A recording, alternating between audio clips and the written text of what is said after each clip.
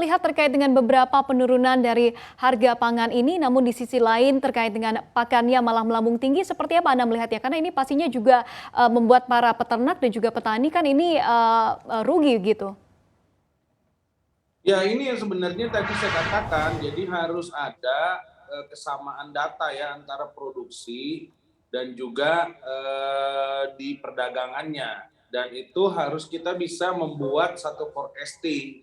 Nah, yang saya misalnya begini ya, seperti harga jagung ya kemarin itu kan ada perbedaan yang cukup signifikan ya, data yang ada di tingkat produksi seperti di Kementan dan juga data yang ada di gudang, yang ada di gudangnya Bulog misalnya atau yang ada di datanya Kemendak. Nah, ini harus kita cari pemecahannya supaya harga pangan dan lain sebagainya ini kita tidak terkaget-kaget gitu. Jadi harus ada forecasting dalam 3 sampai 6 bulan ke depan sehingga bisa melakukan langkah-langkah untuk stabilisasi harga. Nah, memang kita ini kan tidak lagi memiliki seperti zaman dulu ya, ada Bulog yang menjadi buffer dari stok kita. Nah, sekarang kan peran Bulog tidak lagi seperti zaman dulu. Nah, ini memang harus juga kita pikirkan karena memang pada waktu itu reformasi struktural dari IMF memangkas peran dari buffer stock policy seperti ini. Nah, tapi kenyataannya sekarang kan kita memerlukan.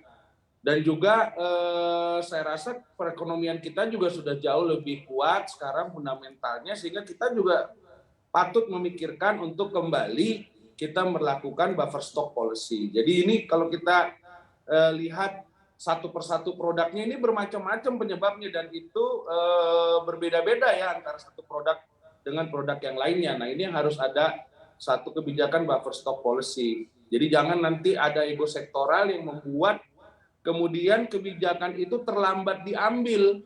Nah, kalau kebijakannya terlambat diambil ya otomatis itu akan mempengaruhi harga pasar ya. Ini kan pasar kan supply and demand gitu. Jadi bukan instruksi yang bisa membuat harga turun, tapi tindakan intervensi pasar. Perlu ini ya Pak Pak Oke ya. Martin, Anda melihat Itu terkait ada dengan upaya intervensi ini, apa lagi yang patut dilakukan oleh pemerintah agar kejadian-kejadian serupa ini tidak terjadi di tengah daya beli masyarakat yang amat sangat terdampak saat ini? Ya, saya rasa perlu ya kalau dari sisi inflasi kita menetapkan beberapa barang yang katakanlah kontribusinya besar kepada inflasi untuk menetapkan cadangan ya, cadangan pemerintah. Nah, sehingga perlu juga memberdayakan lagi ya gudang-gudang yang ada baik itu milik pemerintah, baik itu milik Kementerian Perdagangan, juga BUMN untuk kita menetapkan cadangan yang harus dimiliki secara nasional atau cadangan pemerintah atau cadangan negara apapun namanya. Nah, itu perlu kita berdayakan lagi. Kan banyak juga itu gudang-gudang yang katakanlah sampai saat ini masih belum berfungsi ya.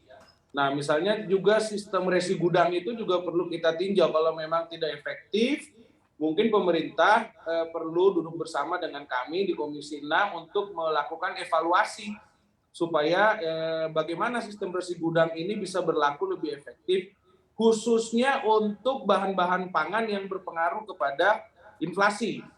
Nah, ini juga perlu saya rasa jadi pertimbangan ini Pak Oke ya untuk kita bisa efektivitas daripada sistem bersih gudang kita.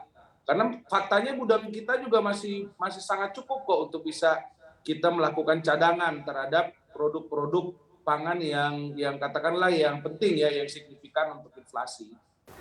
Untuk informasi lebih lengkap dan berita terkait, klik link yang ada dalam deskripsi. Dan jangan lupa untuk install aplikasi CNBC Indonesia di App Store dan juga Play Store. Jangan lupa subscribe ya.